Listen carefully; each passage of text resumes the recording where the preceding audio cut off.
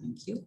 So, in the earlier classes, what we had done was these Mendel's monohybrid crosses, and we had looked at the different possible combinations with respect to the phenotype, genotype, and the overall cross itself, right? Now, we did not do all the 7 characteristics, but we did 3, which is more than sufficient to understand what a monohybrid cross is. And we have seen in each of the cases, the phenotype ratio as well as the genotype ratio is same. Now we are going to go to dihybrid crosses. But before going to dihybrid crosses, let's understand how this square is being built. Like in one of these slides, here, right? You have these squares, and even here there is this square. They are specifically called as Punnett squares, and we will see how they are being built and so on, because we will need them for the dihybrid crosses. So before going to dihybrid, I will first go to the Punnett square. This is nothing but I'm sure you have studied about matrix, not the matrix we were talking about, but the mathematical matrix, the possible combinations and that way. So this is something of the same nature. So like when the genotypes of any two parents are given to us, then the genotypes of gametes can be predicted, and that will be produced during meiosis. So for example, if the parent's genotype is capital P, small p, then the gametes produced will be obviously with capital P and small p. So alleles which are present in the genotype, they will ultimately separate individually, and they will go with the respective respective gametes. So individual allele going with the respective gametes, and same is the case with the other parent also, that is capital P, small p, and that is being shown. So using this piece of information, all the possible genotypes of the offsprings, they are predicted. Now, in the earlier cases, what I had done was I had just written 4 gametes in line, and then I was doing these individual lines from each gamete and then writing the final allele of that particular individual. But that was the common man's method. In biology, there is specifically called as this Punnett square, which we use to predict the genotype of the offspring. It's a convenient method for calculating the expected genotype and phenotype ratios from a cross, and this was invented by this Reginald Punnett, and that's why they are called as Punnett square. And again, you might not find it difficult at all, because this is very simplistic, and whatever we did earlier in terms of possible combinations and permutations, this is exactly same, but just little more organized way of doing it. So Punnett square is a matrix in which all the possible gametes they are produced by one parent are listed along one axis, and the gametes from the other parent are listed along the other axis. Like I said, for this parent they are here, for the other parent they are here, and each possible combination of gamete is listed at the intersection. So this is the intersection of this capital P will intersect at this point, the box, and that's how it will be capital P, small p. The last one, if you see, it will be interaction of this, like rows and columns. If you follow, you will get that. So a Punnett square can also be used to calculate the frequency of offspring. Like looking at the genotype number, we can also calculate the frequency of that particular offspring, which is nothing but the genotype ratio, right? That is, this offspring which is homozygous dominant will be 1. These two which are diagonal, they will be heterozygous dominant will be 2, and homozygous recessive will be 1. So that is what Punnett square is all about. I hope this is like very simpler to understand, but yeah, if at all you have any question, you can ask. So I will move on directly to the dihybrid cross. Now, with respect to monohybrid cross, what we had seen was the cross was specifically with one character. One character means either a flower color or color or so on, or height of the plant and so on, right? But there were two alternating forms. So in this case, we are taking, instead of one character, we are taking two character or a pair of character, and these pair of character will have two separate alternative forms. That means whatever possible combinations we'll get is actually four. So for example, I will go back to this chart, which shows these different traits. This one.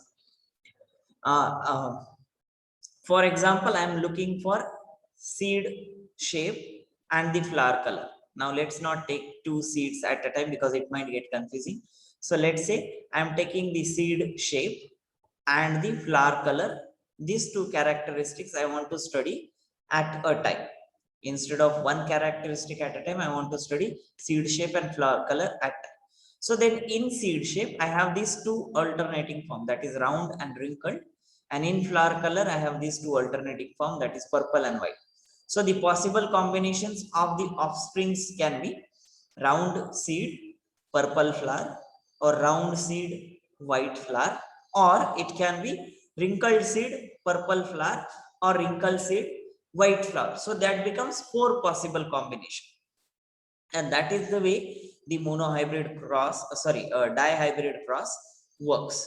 So Mendel tried again several possible combinations of these crosses as well, crossing a variety with round and yellow seed with another variety having wrinkled and green seed, right? That is the shape of the seed and the color of the seed, and then he tried to mix them in the F1 generation, and then check what are the different possible the outcomes that can be come out. So now let's look at this on the screen here first, and then we will go back to the board for one more example. So let's say round homozygous seed was crossed with yellow homozygous dominant seed. So round is the seed shape, yellow is the color. So this homozygous dominant individual, which has two characters. Now obviously now we are only looking at two. Other characters will also be there, but we are not thinking about them, like pod color or height of the plant and so on. We are not considering them at all. We are just looking at these two characters, that is the seed shape and the color of the seed. So let's say in this homozygous individual, there is round color of the seed. So both are capital R because round being dominant, and yellow is the dominant color of the seed. So that is why we have capital Y, capital Y.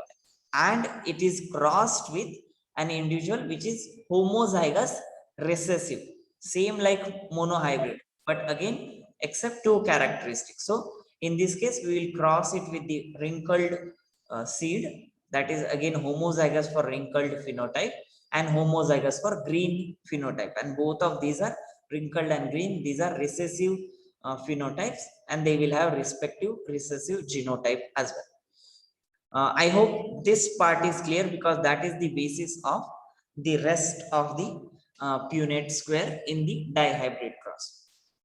So now when they will produce gamete, they can obviously produce only one gamete. Rather, they will produce four different gametes, but they will be all of same type, that is having round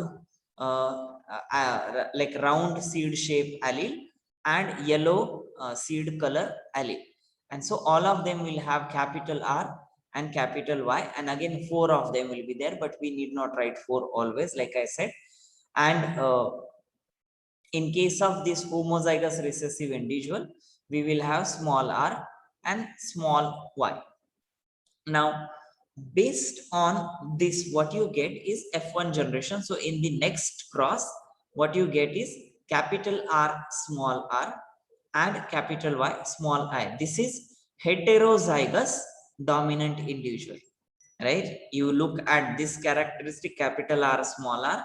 You look at this characteristic, capital Y, small I, small y, and that is heterozygous dominant individual. Now, when you when you set up a brother sister cross of these individual with the other F1 generation of springs, then whatever possible combinations that you see, they are here. Now, how are these calculated? Where are these coming from? So when the gametes will be found by this individual, there will be 4 possible different gametes. Again, capital R, capital Y, capital R, small y, right? Then small r, capital Y, and small r, small y. That is what is being shown here. That is the individual possibility of gametes from the F1 generation individuals will be these 4. And also on this side also they will remain same, because these are the brother sister crosses, so their allelic genotype has to be same. So that's why on this y axis you have also the same gametes from the individual. Is this part clear to everyone, or does anyone have any doubt, or this is getting confused? It's getting very confusing. Okay, so it's getting very confusing. uh so let me go back to the board first, and then I'll come back to this cross here. So spotlight. Okay.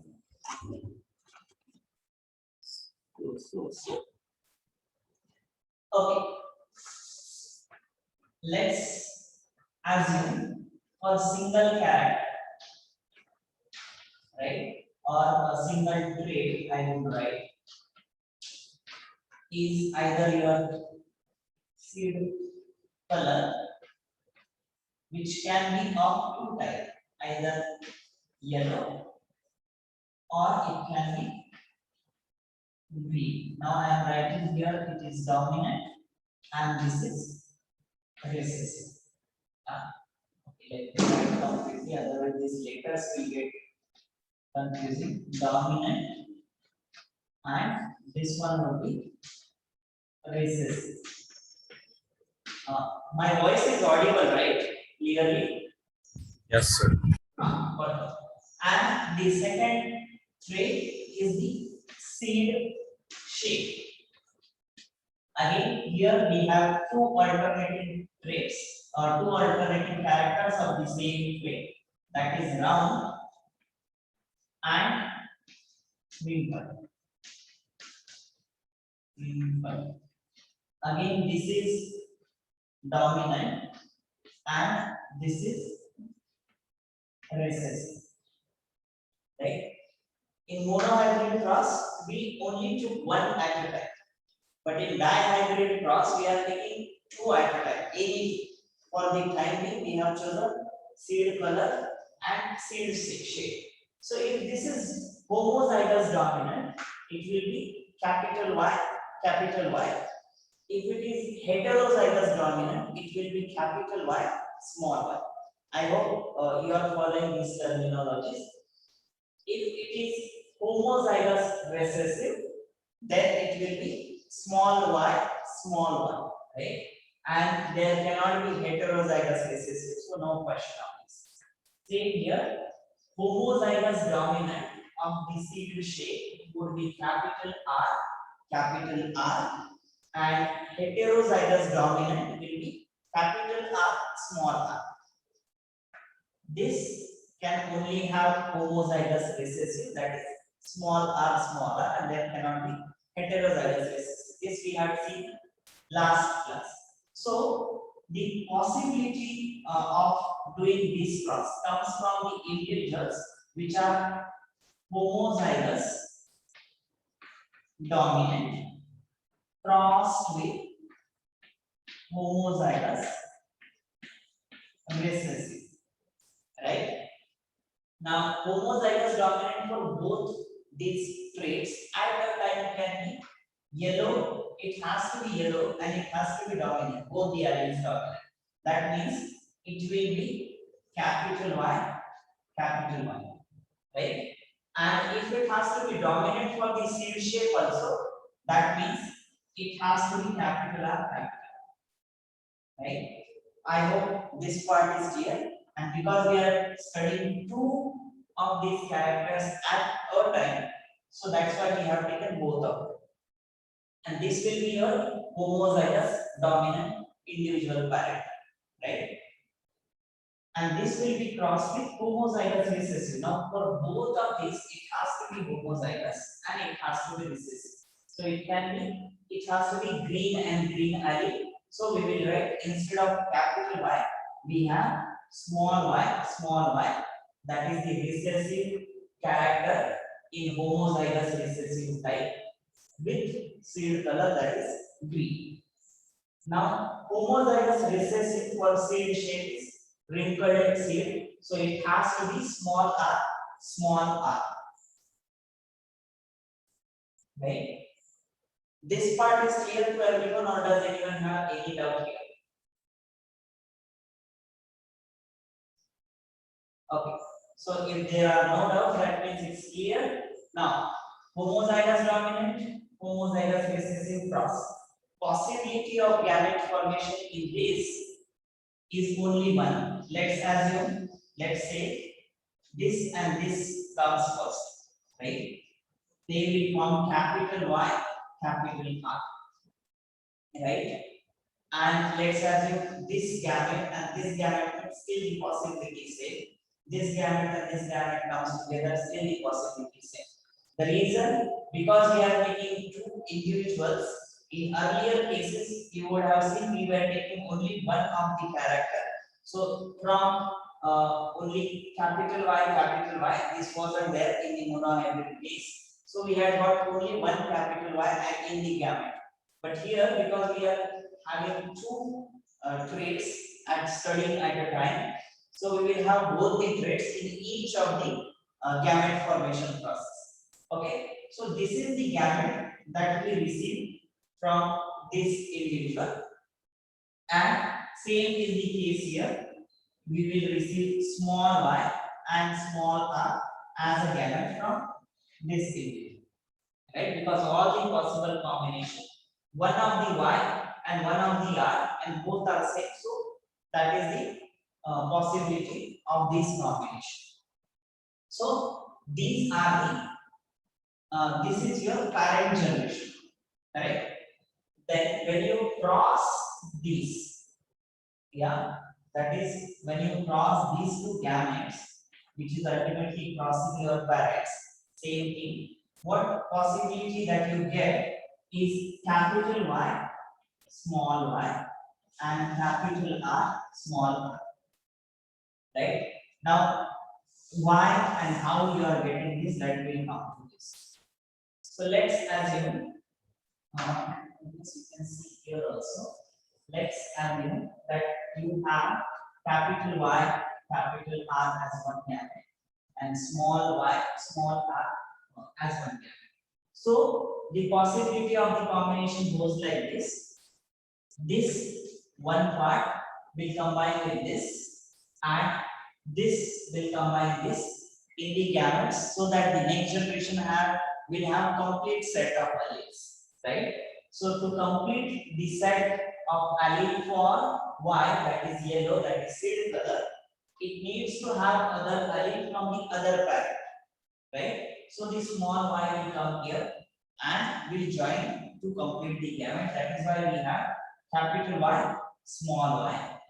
And again, the same is the case for the seed shape. There is only one allele with this gamete, and other allele from the other gamete has to come and like complete the set of chromosomes. That's why we have capital R, small r. And all the possible combinations in F1 generation that you get will be of this type, from this type of individual, that is homozygous dominant and homozygous recessive type with two characteristics. Is this part clear to everyone? Yes. Okay, now the possibility of gamete formation for F2 generation, right? Now I will write these things there, but as you now in when gamete formation happens, you know the allele is separate. So these two has to separate and has to go with either of these, and these two also has to separate and has to go either of these, right? That's very simple. So capital Y can go with capital R, or capital Y can go with small r, right? So let's say first possibility is capital Y can go with capital R and capital Y can go with small r. And we will see the phenotypes for this. So, Yes. so F1 gives us the genotype of YY and RR, like capital Y, small y. And Yeah, yeah. capital R small. And the genotype is YY and RR, and the phenotype will be yellow and round, right? No, sorry, come again. Phenotype will be Phenotype is the physical feature. of this you are asking. Yeah, it'll be yellow and round, right? Correct. And now what? Now what? No, I am not getting the question that you are trying to No, ask. I'm just clarifying. So we got this heterozygous dominant class. In F1, Now, now how did we get to F2? Like what's happening in F2? in F2, so this will be crossed with another capital Y, small y, capital R, small r. Same individual. Like I said, brother sister cross. Brother sister means they have the same genetic allele composition, right?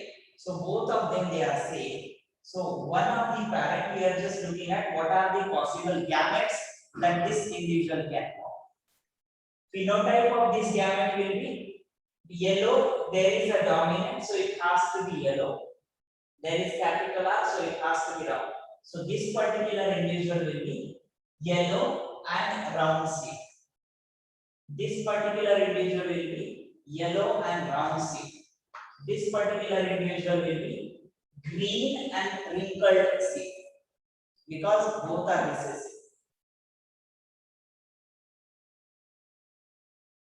Okay, I hope that was clear. So now looking at the gametes, and like I said, these two gametes will separate and these two will separate. So ultimately they will form different types of gametes. So let me write here capital Y, small y, capital R, and small r. So these two will combine. Then these two can also combine. These will combine and these will also combine. So what you get at the end is capital Y, capital R, small, no, this is capital Y and small r. This is small y and capital R. And then this one at the end is small y and small r.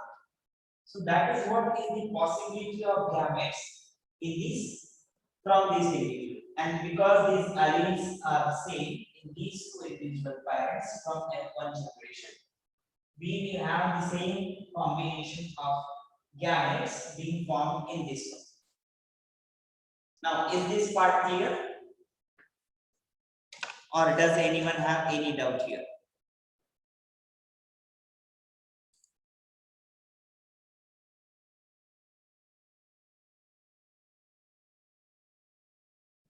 Okay, so then best is I go back to the slide and I explain you the rest of the part there. Now, until gamete formation, this part is clear, I hope. So, cancel, share. Okay, so now coming back to this slide. So what we had seen was we got in F1 generation the heterozygous individual for these both the traits. The individual is heterozygous. That means one dominant allele and one recessive allele. So when we say for both the traits, right? So otherwise, the for one particular trait it can be homozygous, and for other trait it can be heterozygous. That means capital R, that is homozygous, and capital Y, small I, that is heterozygous. So we have to mention for both the trait, this individual from F1 generation is heterozygous, right? Otherwise, for one trait, it can be homozygous. Yeah. Below the F1 generation's member, Hmm. this table, does it represent future generations or is it just a summary of what all has happened above? This chart, Yeah, yeah. this is F2 generation. Oh, okay, okay. So it's the future. Yeah, this is F2 generation. That is what I said. We have seen how these gametes are formed, right?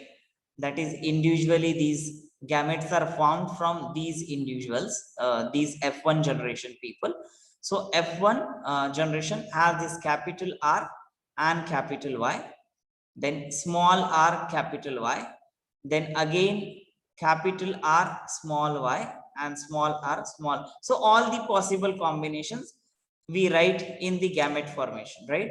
So that is what is being written here, and that is what is being written on this side as well, because we are having brother sister cross. So this individual crossed with the similar genotype individual. So that is why capital RY, capital RY, small r, capital Y, small r, capital Y. Then third is capital R, small y, capital R, small y. And then the last one or the fourth gamete is small r, small y, small r, small y. Now by matrix way, these two will combine. Now this is a gamete formation, right? So after gamete formation, both the gametes, like one gamete from the one parent and the other gamete from the other parent, will come together and fuse. So this was horizontally is one parent or the gametes from one parent, and these are the gametes from the other parent. So now when they will fuse with each other, the possible combination 4 into 4 is 60, right? Again, this goes back to that permutation combination from the mathematics itself. So the possibility of combination, if you look, capital R, capital Y, capital R, capital Y. So this will be capital R, and capital Y, capital Y. This will be round and yellow, both homozygous trait for both the alleles, right? Genotypes are both homozygous. So this is homozygous dominant. But now if you look here, this gamete will fuse with this gamete, right? So this row, sorry, this row, the first row and second column, right? So this is capital R is coming from here, and then small r coming from here, then capital Y from either this and this as well, both are capital Y. So this is heterozygous for the seed shape, but homozygous for the seed color, and that is homozygous dominant. This is heterozygous dominant, and this individual will still produce the round seed and yellow color. Now in the next scenario, what we have is again third column, that is this column. So this gamete we are referring to, capital R, small y, and the first row, that is this gamete we are going to fuse with this gamete. So that is capital R from both the individual gametes, and capital Y, small y. Now in this case, this individual offspring is homozygous for the seed shape, homozygous dominant, and it is heterozygous for the seed color. Okay, now let me ask, are you following this, or do you have like confusion now itself? So the F2 generations table, Stable as in, will they form? we are asking whether we are able to follow the F2 generation ka table. Yeah, correct.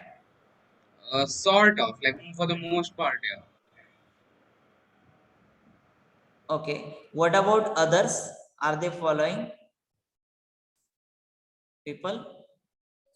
Yes, sir. Okay, so I assume that yes for everyone, and Second, yes, so this table kind of represents all possible combinations on crossing the homozygous and heterozygous. correct. Okay. Yeah. So that is the possibility. Like I again said, gamete formation is a possibility and gamete fusion is another possibility. Which gametes are being fused with which type of other gamete, and based on that the 16 individuals can be generated in F2 generation, but not, that does not mean all 16 will be generated in F2. There will be few which will be generated from this F2 generation, and they can have either of these possible combinations. And if you look at this, the phenotype, now it is color coded, right? All of these in yellow, they are round and yellow. All of those who are green, they are wrinkled seed, that means they are homozygous recessive for the seed shape, that is wrinkled, and yellow color for the uh, seed color, right? That is the homozygous or heterozygous dominant. Now if you look capital Y, that is also wrinkled yellow, and if you look here, this is also wrinkled yellow, but this is capital Y and small y. I hope you are following this difference. This is homozygous dominant for the seed color, that is yellow, and this one is heterozygous dominant for the seed color, still yellow.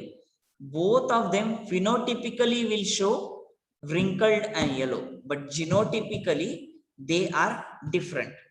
So that is when we do not calculate the genotype and we write complex. Means we can calculate the genotype for 16, but it will be something like 1:2:1, 1:2:1, and then we keep writing these individual characteristics, right? So that way it will be different. Same is the case here. Both of these are yellow. First two boxes, if you see, this is homozygous dominant for both the alleles.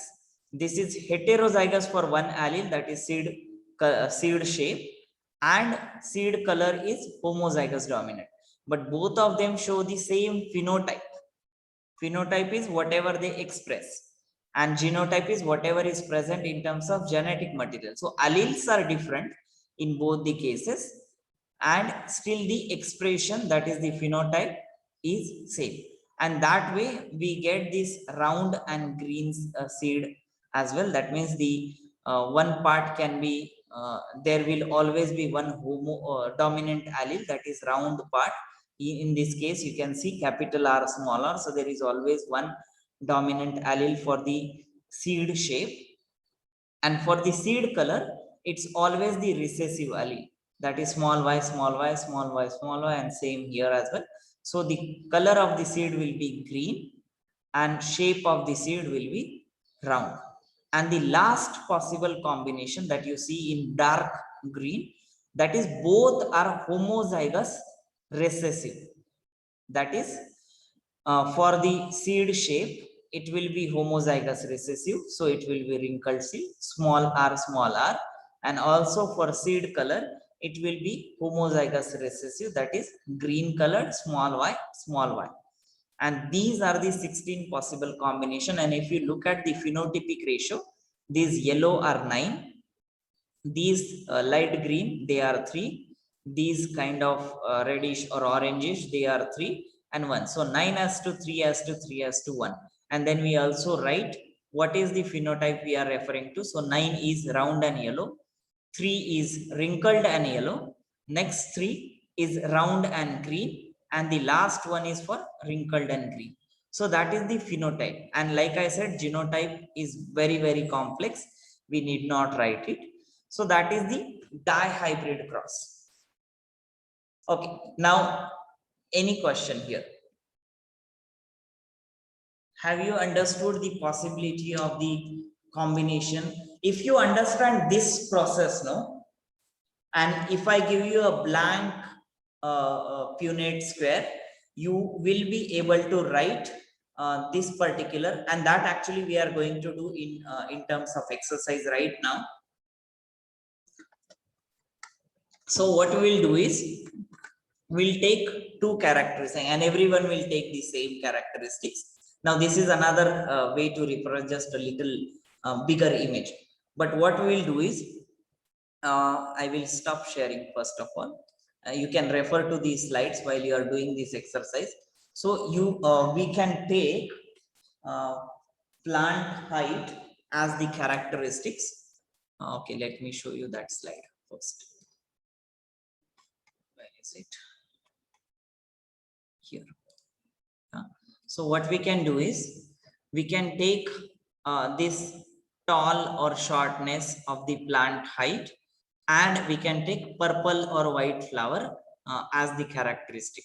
So I will write down those phenotype for this generation, that is parent generation, and then you try to do this in your notebook in up to F2 generation and in the class itself, so this doesn't become like after class assignment and we finish this assignment within the class itself. So let me write that part here, and then what you have to do is create that unit square which we have seen in the diagram earlier. So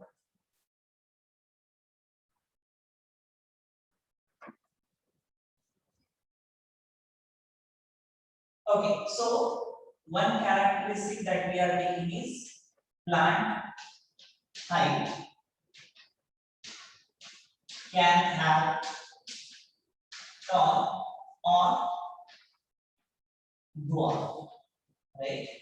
Tall is the dominant characteristics, and we are taking flower color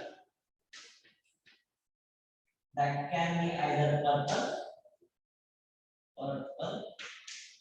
or can be white, and purple is the dominant color, right? So in this case, the parent generation will be your T is capital, sorry, T tall is the dominant, so we will have capital T, that is homozygous dominant for plant height, and homozygous dominant for the flower color will be capital T, capital, right? So this is the individual which will be tall with purple flower crossed with homozygous recessive for tall will be small t, that is dwarf plant, and white flower that will be small p. So this will be dwarf and white flower, right? Again, I hope you have understood this. We take homozygous dominant and homozygous recessive, and that will be true for both the set of characters. So that is capital T, capital T, and capital T, capital T. The small t, and small p, small p. So this is homozygous recessive, homozygous dominant. The possible gametes in F1 generation that we get is capital T and capital T. Here what we get is small t and small. Now when the F1 generation, sorry, this won't be F1 generation, this will be F1 generation. When they are crossed with each other, what you get here in terms of individual is capital T, small t, and capital T, small t. So this is the individual that we get in F1 generation, right? The possibility of combination here would be capital T and uh, capital P, then capital T, small t, then small t, capital P, and small t, capital P. Now, what you need to do is this particular individual. So you arrange the unit square horizontally into these four columns, and on the vertical, that is y-axis, you also have four rows. So in front of each row, you write in the same sequence. Sequence you did not change. Whether whatever sequence you take, that is fine, but sequence should not change horizontally and vertically, because it will just you will have to look for individual characteristics where they are. And once So, you so TTPP, sorry, capital T, small t, the capital P and small p, that is the F1 generation. gametes from F1 generation. No, no, no. Yeah. The thing, the product of these two is this. This is F1 generation. Yeah. And so this and the other smaller four are the results of Yeah, the gametes that you. correct. Gametes we don't call generation, right? Gametes will be whatever is going to happen in the next generation, this is going to go in that generation. So that is why these are the gametes from F1 generation. Okay, so you make the chart of this. I hope I don't have to draw everything on the board here. So you make 4 columns. Four columns straight and 4 rows, and then you write the possibility of the combination and in each of the square by that matrix way. And you write most importantly the phenotype of. So let's say. I will just do it for first 2 maybe. I have these 4, let's say, and then I have. So let's say I have capital P, capital P, capital P, small p. Here also I will write the same sequence: capital P, small p, and so on. Right. Now let's say I take this square. So that means this and this. Am I right? So same row gamete and same column gamete. So that is capital T and small p small p. Now this is homozygous for both the alleles, but one is homozygous dominant, that is tall, and small p that is homozygous recessive. So it will be white. So that means this will be tall plant with white flowers. If I take this square, that means this gamete from this row and this gamete from the column. So that is again capital T, big P or capital P and small p. So this is homozygous dominant and heterozygous dominant.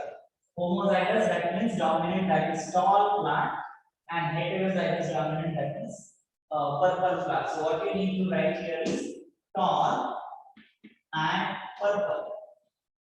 Here it will be tall and white. You know, that will you write the phenotype as well. So you will understand what exactly is happening.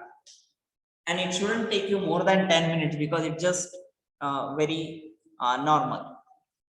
Is this part clear to everyone what you are supposed to do? So I didn't get the table part. If it's possible to repeat it. Oh, okay. So if others have understood it, they can start with this. For those who haven't got it, then for them I am explaining here using the presentation again. So where is it? Yeah, here. So I have given you these 4 gametes. Bhavya, yeah. So these are the 4 gametes that you have to write on top of the column and at the start of the row. Now, possibility of this individual to form is coming from this gamete and this gamete, right? Let's say I'm taking this individual, which is capital Y, small r, small r. For this individual, the gamete is above its column and before its row. So if you look, capital Y is coming here, another capital Y is coming here. Small r is coming from here, one small r is coming from here. Yeah, that way you write these 16 individuals and then you check if your ratio is same for the phenotype by calculating this, by writing the genotypes like this. Did you get it now or still no? No, I mean, I got it. So from where are you taking one? So like you took 2, right? Like one from the left and one from the top. Correct. So if we write capital Y, small r, but that won't form this completion of the allele, right? What I guess what you are getting confused is capital Y small r and capital Y small r. Let's say capital Y small r, capital Y small r, but then YY has to be together. So both capital Y I put together and both small r's I put together. So these are still two traits that I found in this individual coming from the respective gametes.